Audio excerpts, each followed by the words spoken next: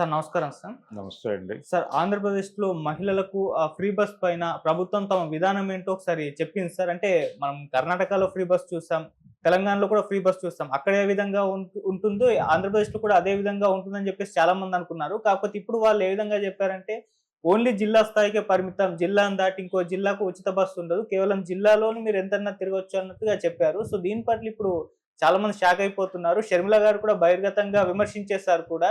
ఇది అమరావతి వరకు మండల స్థాయిలో పెడతారేమో అని కూడా సెటైర్‌లేస్తున్నారు. మరి ఫ్రీ బస్ పైన ఇటువంటి నిర్ణయం మీ ఒపీనియన్ ఏంటి సార్ దీనిపైన? అంటే జనరల్‌గా చాలా వరకు పాసులు ఇలాగే నడుస్తాయి. అక్రిడేషన్స్ కూడా హ్మ్. ఇది ఏ డిస్ట్రిక్ట్‌కైతే ఇచ్చారో అక్కడ వరకు ఫ్రీ నడుస్తుంది. హ్మ్. అంటే వాళ్ళ కార్యక్షేత్రంగా నిర్ణయిస్తారు దాన్ని. ఓకే. మీ కార్యక్షేత్రం ఇది కాబట్టి ఇక్కడ ఫ్రీ. ఇక్కడి నుంచి ఇంకో చోటుకి వెళ్ళాలంటే కన్సెషనల్ రేట్‌లో టికెట్ ఇస్తారు. ఇది జనరల్‌గా ప్రభుత్వం ఇచ్చేటువంటి రాయితీలకు సంబంధించి ఇప్పటివరకు అనుసరిస్తున్నటువంటి విధానం. అది జర్నలిస్టులకు ఇచ్చేటువంటి అక్రిడేషన్స్‌కి ఇదే వర్తిస్తుంది. వాళ్ళు ఏ ప్రాంతంలో అయితే ఇచ్చారో అక్కడ వరకే ఫ్రీ. మిగిలిన ప్రాంతాలకు వెళ్ళడానికి కన్సెషన్ రేట్‌లో టికెట్ ఇస్తారు. ఒకవేళ అలాంటిది ఏదైనా పెడుతున్నారా? అంటే కన్సిడరేషన్‌తో కొంత తగ్గింపుతో టికెట్లు ఇస్తారా మహిళలకి? లేదు యాజ్ ఇట్ ఈస్‌గా టికెట్ కొనుక్కోవడమేనా పక్క జిల్లాకెళ్తే? జిల్లా దాటి వెళ్ళేటట్లయితే టికెట్ కొనుక్కోవాలి అంటే గనక మామూలు ధరకే అమ్ముతారా? లేదు ఏదన్నా కన్సెషన్ ఇస్తారా? ఏది అక్రిడిటెడ్ జర్నలిస్టులకు ఇస్తున్నట్టుగా ఏదైనా ప్రొవిజన్ ఉందా? అనేది ఒకటి చూడాలి. అది లేకుండా ప్రస్తుతానికి వినిపిస్తున్న మాట అయితే అటువంటిదేం లేదని. అటువంటిదేమీ లేదు. జిల్లా వరకు మాత్రమే మీరు తిరగండి.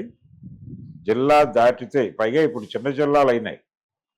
ఇదివరకు గుంటూరు జిల్లా ఇప్పుడు 3 జిల్లాలయింది. కాబట్టి గుంటూరు నుంచి బాపట్ల వెళ్ళాలన్నా వాళ్ళు ఖచ్చితంగా టికెట్ కొనుక్కోవాలి. ఆ పరిస్థితి వచ్చేసింది. అక్కడి నుంచి నరసరావుపేట వెళ్ళాలన్నా టికెట్ కొనుక్కుని తీరాలి. కాబట్టి ఇంకా ఫ్రీ ఏముంది? మేజర్‌గా తిరిగేది అంటే ఒక ఏరియా నుంచి ఇంకొక ఏరియా అంటే జిల్లా మారే పరిస్థితి ఉంది. కృష్ణా జిల్లానే 2గా చీలింది. ఒకటి కృష్ణా జిల్లాగా ఉంది. ఒకటి ఎన్టీఆర్ జిల్లాగా ఉంది. ఇప్పుడు కృష్ణా జిల్లాలో ఉన్నటువంటి ఒక గ్రామంలో బయలుదేరి అక్కడి నుంచి విజయవాడ రావాలంటే జిల్లా మారినట్టే. సో టికెట్ కొనాలి అన్నాడు అనుకోండి. మీరు విజయవాడ వెళ్ళాలంటే టికెట్ కొనాలండి. కంకిపాడు వరకు అయితే కంకిపాడులో దిగిపోతాను, అక్కడి నుంచి నడిచి వెళ్తానంటే ఉచిత బస్సు. అంటే ఏమిటి పరిస్థితి ప్రయాణికులది? అందుకని మీరు ఎన్నికల్లో ఈ రకమైనటువంటి నిబంధనలతో కూడినటువంటి ఉచితం ఇస్తామని చెప్పలా. చంద్రబాబు నాయుడు గారికి ఇది అలవాటే, ఈ ధోరణి.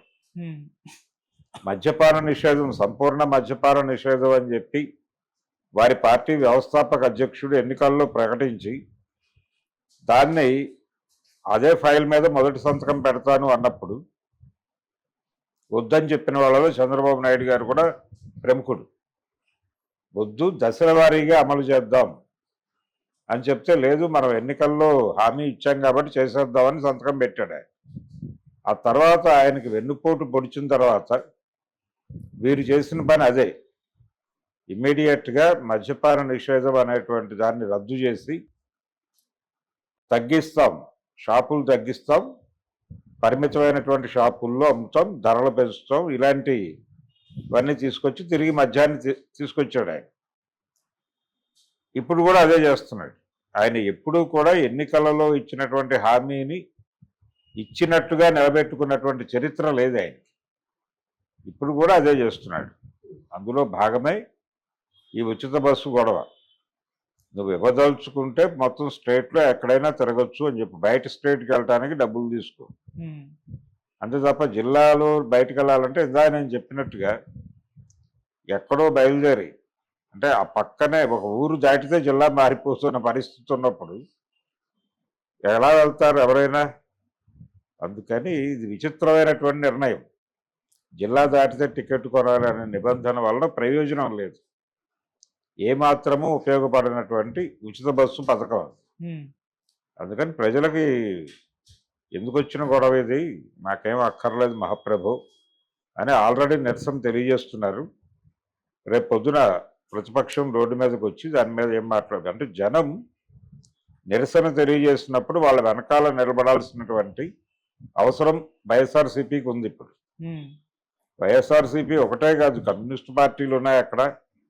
వీళ్ళు ఈ విషయం మీద కొంచెం ప్రభుత్వాన్ని బలంగా రోడ్డు మీదకి వచ్చి నిలదీస్తే ఏవైనా సమాధానం చెప్తారేమో చూడాలి. చంద్రబాబు నాయుడు గారు ఇదే కాదు, ఉచిత బస్సు అనేది ఇవ్వటానికి పరిమితుల్లో అయినా ఇప్పుడు అంగీకరించాడు ఆయన. మిగిలిన సూపర్ 6 ఉంది కదా, ఇంకా వాటి అమలు పరిస్థితి ఏంటి? వాటి గురించి ఇప్పటివరకు ప్రస్తావనే లేదు. గెలిచిన మరుక్షణం అమలు జరుగుతాయని చెప్పారు. గెలిచి ఎన్ని నెలలు అయింది? 9 నెలలు దాటుతోంది. సంవత్సరం అయిపోతుంది, ఇంకో నెల 2 నెలలు గడిస్తే. అందుకని చంద్రబాబు నాయుడు గారి మోస పురాణంలో ఇదొక పురాణంగా ఇమిడిపోతుంది అంతే. ఇప్పటి వరకు అయితే వైఎస్ఆర్సీపీ పెద్ద స్పందించలేదు, కానీ ఓన్లీ కాంగ్రెస్ షర్మిల గారే మాత్రమే స్పందిస్తున్నారు. మరి వీళ్ళు ఎందుకు ఇంత మౌనం పాటిస్తున్నారు దీని విషయంలో? అంటే ఒకవేళ కూటమి ప్రభుత్వం కదా, బీజేపీ ఇన్వాల్వ్ అయిందని మాట్లాడలేదేమో, కానీ ఈ పాటికి గొంతు తెరవాలి. గొంతు తెరవాలి, రోడ్డు మీదకి రావాలి. జనం మాట్లాడుతున్నారు ఆల్రెడీ.